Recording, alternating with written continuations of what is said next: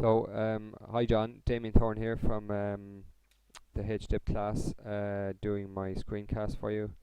I suppose to take your points in turn, you made 4 points that we should be looking at answering in our screencast. The first was to discuss the selected problem and how we came up with it. To just give you a quick background detail on it, when CA1 was first discussed by ourselves, myself, Anthony and Sive, but myself and Sive immediately came up with similar problem areas, although in different, slightly different conditions.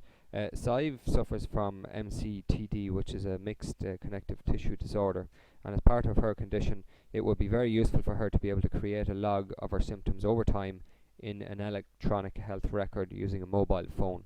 This record, or these records, could be then uploaded to the consultant system, or GP system, so that they would have access to them. And when she meets her consultant, which is only every 4 months or 6 months, she would then be able to show him an accurate account of what has gone on in those 4 to 6 months. That is where Sive was coming from. Where I came at it was, I have my wife has a condition called Crohn's disease, and it's a chronic problem also. So the same advantages would run with Crohn's disease. It is very useful for Karen to be able to accurately log symptoms that occur over time.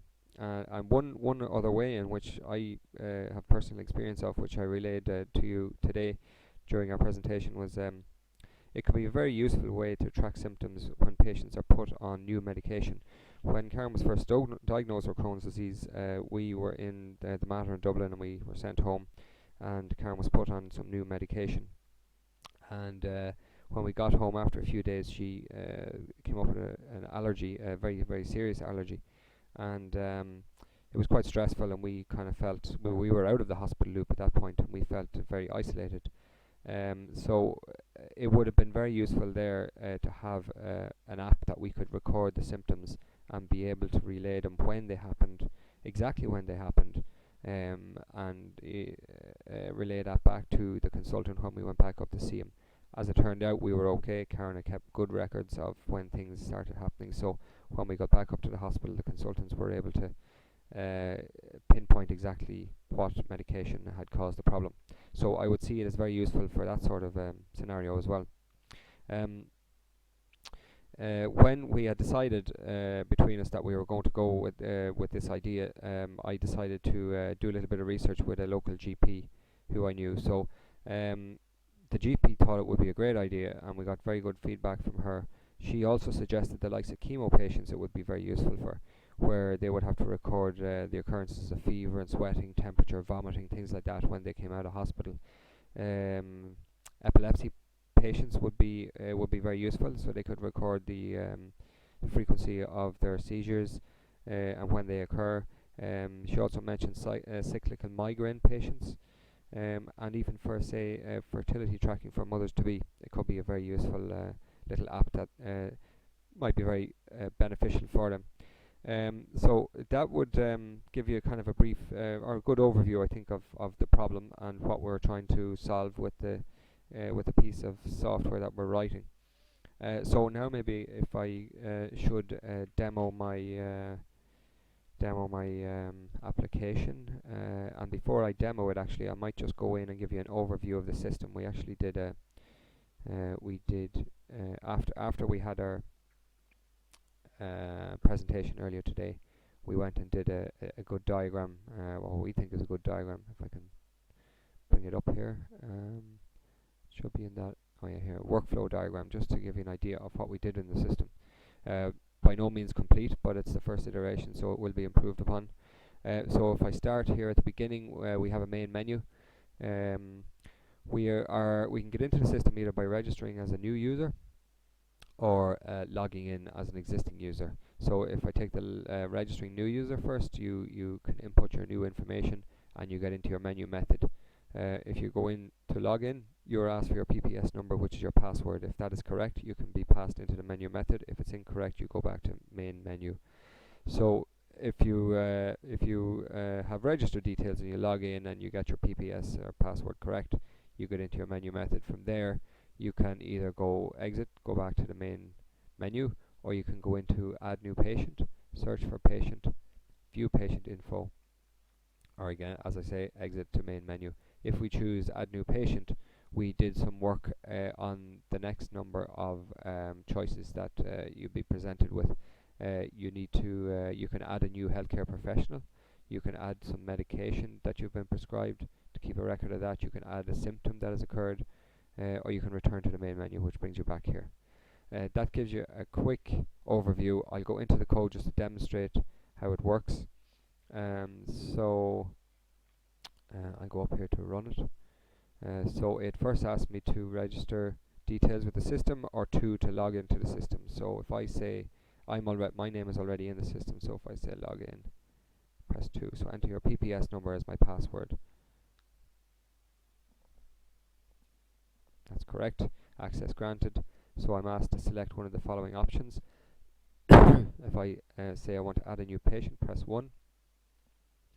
Please enter first name, and I'll say Peter. And I'll say Thorn, cousin of mine. Please enter PPS, so I'll just put in some number for that. Please enter phone number. And now it asks me then, would I like to add a new healthcare professional? Or would I like to add some new medication, new symptom, or return to the main menu? So I will say I'll add a new healthcare professional. Input first name, so I will say, I don't know, Eamon, last name Rogers. That's our doctor, perhaps. The input department, so I don't know, department, input phone number, some number in there, and there we go, the details are inside. So if I wanted to add new medication, I can press 2. Let's say I want to put in Panadol, which is not a great example, but input medication quantity would say 2 tablets. There we go, it's inside now in the database.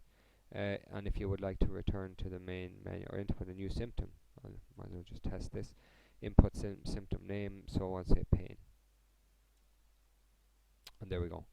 If I want to return to the main menu, press 4. It brings me back to the main menu, and now I can actually search for a patient. So I might just search for my own name, and this is actually the bit of code that I wrote, so I'm kind of demonstrating this as I go. I'll explain who wrote what in a moment.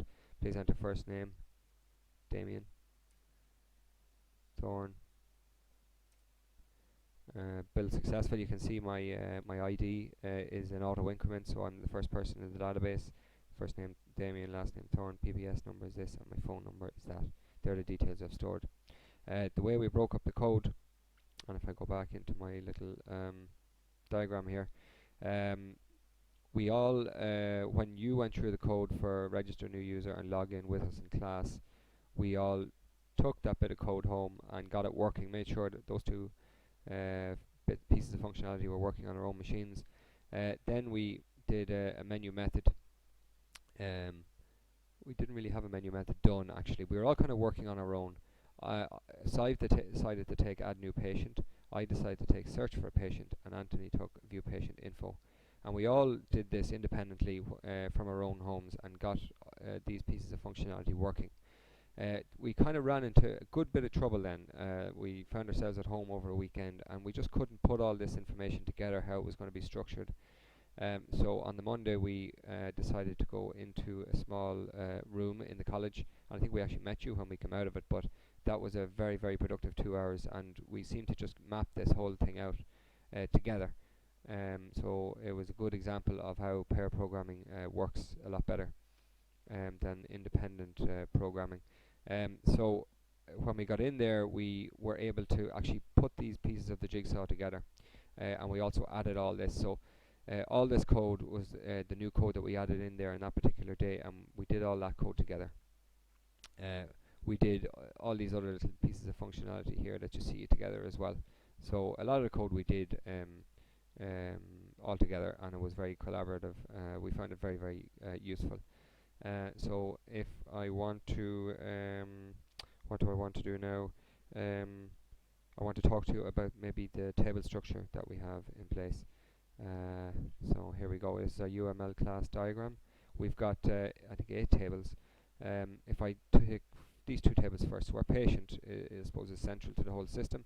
The patient table, we have the patient ID, which is a primary key, auto increment, and with first name, last name, date of birth, PBS, phone number. That's the information we want to store for the patient. That patient table is going to be linked to a symptom table this side, and if I just focus on these 2 tables for the moment, we have a condition here whereby with a many-to-many conditions, because we could have each patient could have many symptoms, or going the reverse way, you could say each symptom could have many patients. So the same symptom could occur in many patients. So you've got a many-to-many association there. As you have that, you need a junction table down here at this point, and we call that patient symptom. So this will record the actual the patient symptom that was recorded on the phone. It records the sim location, sim duration, intensity, and date, and we give that a primary key. And this table is linked back to symptom and patient through the foreign keys here and the primary keys up here. So that ensures we have referential integrity in the tables. We also have a similar situation between patient and healthcare professional. That also is a many-to-many, because you could have many patients having many healthcare professionals, or even if I'd say each patient could have many healthcare professionals, each healthcare professional could have many patients. Again, because we have a many-to-many, we need to have a junction table, which we've called consultation. And again, we have a consult ID, which is our primary key, and we have our HP ID, which is a healthcare professional ID, so that's the link there for referential integrity. We have our patient ID here, foreign key to the primary key here. That's referential integrity and ensures all the tables are connected. We have a similar situation here. We have another many-to-many here between consultation and medication. So again, we need a junction table. And again, we have ensured referential integrity, because we have a primary key here, which is the consult ID, and that's our foreign key in this table. We have a primary key here of med ID, and that's our foreign key in this table here. And then for the consult medication, this is the medication that a consultant would put the patient on as a result, or at the consultation.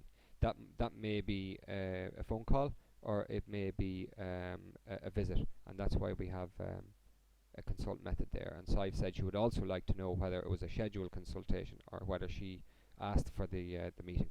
So that's the information in the database that we're modeling. So I'll try and go for a Java code with specific emphasis on my code. I'll go in here. I'll go down to my code, which is the where am I? Search. Where's my method? Search patient. So here we go. Request name details. We put in our name. We can print out those details there. So here's my code here. So select star. So select all from patient where first name equals and last name equals. So I'm searching by first and last name. That gets those details, and it sets them in this object S6. And then we set them to strings here, first and last. And then we have a result set here for that object S6 that holds all the data there from the database. And we can take it out there in our print statements. Anyway, that's all in a try-catch statement, so that if the kid can't reach the database for some reason, it'll catch it as an exception. That's my specific piece of code there. I'm going to quickly move on to discussing the benefits of the system and how I would sell it. The benefits, as I would see it, is I would see better, more accurate information about patients should help consultants to make better, more informed decisions for themselves and for the patients. The consultants will be able to make more accurate diagnosis of conditions and a lot quicker, and their reputations could be enhanced with this. Also, I would sell it by saying that if a consultant is able to gather lots of patient data over a large segment of the population, he can spot trends and increase his own knowledge and general knowledge amongst all GPs. And then patients could also learn more about their own symptoms. and become more motivated to change behavior if it's required.